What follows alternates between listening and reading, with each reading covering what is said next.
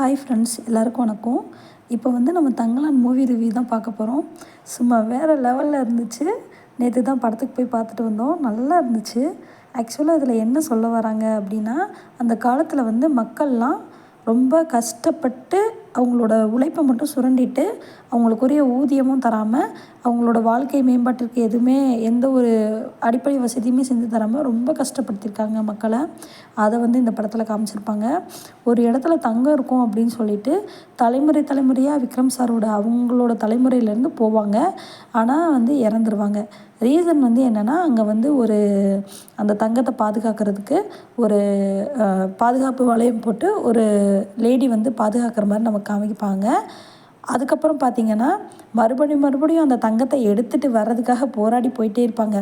தங்கத்தை எடுத்துகிட்டு வந்து எப்படியாவது நம்மளோட வாழ்க்கை முறையை காப்பாற்றிடலாம் அப்படின்னு. ஆக்சுவலாக என்னென்னா, அவங்களோட நிலத்தை தான் அவங்களோட சொந்த நிலத்தவே விக்ரம் சாரோட சொந்த அந்த ஊரில் இருக்க எல்லாரோட சொந்த நிலத்தவே அவங்களே வந்து யூஸ் பண்ண முடியாமல் இன்னொருத்தவங்க இந்த பட்டாளத்தார்னு சொல்லுவாங்கள்ல, அவங்களோட நிலத்துல இவங்க வேலைக்கு பார்த்து அதுக்கு கூலியும் கொடுக்காம அந்த அவங்களோட வாழ்நாள் ஃபுல்லாமே அடிமையாக வச்சுருந்துருப்பாங்க. அதுதான் இந்த படத்தோட கதை. ஆனால் அதோட பேக்ரவுண்ட் பார்த்திங்கன்னா ஃபுல்லாமே இந்த மக்களோட நிலம்தான். அது வந்து அவங்களுக்கு அந்த காலத்தில் வந்து தெரியும். பட் தெரிஞ்சாலுமே ஒரு சொல்ல முடியாத சூழ்நிலையில் அப்படி அடிமைப்படுத்திப்பட்டு வச்சுருப்பாங்க. அதுக்கப்புறம் சரி இந்த தங்கத்தை எடுக்க போகலாம். அப்போ பிரிட்டிஷ்காரங்க வந்து இவங்களோட ஹெல்ப்பை கேட்பாங்க. அவங்களுக்கு வந்து வேலை பார்க்கறதுக்கு ஒரு ஆள் வேணும் இல்லையா? அதனால் அவங்களோட கிராமத்தையே கூட்டிகிட்டு போய் ஒரு அவங்கள வச்சு எப்படியாவது அந்த தங்கத்தை எடுத்துலான்ட்டு போவாங்க. ஆனால் அந்த தங்கத்தை எடுக்கவே முடியாது. விக்ரம் சாரோட முன்னாடி தலைமுறையிலேருந்து அதை ட்ரை பண்ணிக்கிட்டு இருப்பாங்க. பாட்டன், அவங்களோட பூட்டன், அந்த மாதிரி எல்லாருமே ட்ரை பண்ணுவாங்க. ஆனால் யாராலையும் முடியாது.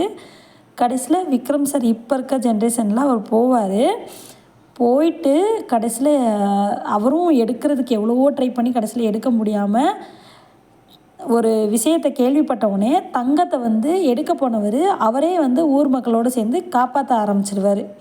அதில் என்னன்னு பார்த்தீங்கன்னா, ஒரு பயங்கரமான ட்விஸ்ட் இருக்குது. அந்த ட்விஸ்ட்டு வந்து படத்துக்கு போய் நீங்களும் பார்த்து தெரிஞ்சுக்கோங்க. வேறு லெவலில் இருக்கும். அந்த ட்விஸ்ட்டு சொன்னேன்னா அது நல்லா இருக்காது. அந்த ட்விஸ்ட்டை சொல்லிட்டோன்னா அப்புறம் வந்து எக்ஸைட்மெண்ட் போயிடும்.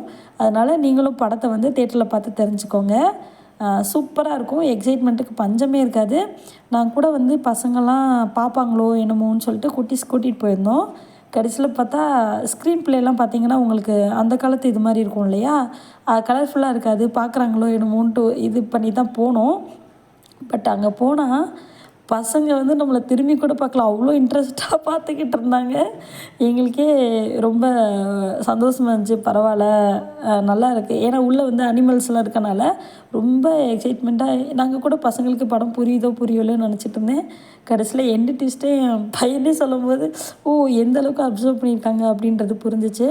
நீங்களும் போய் தியேட்டரில் கண்டிப்பாக பாருங்கள். உங்களுக்கு ரொம்ப பிடிக்கும்.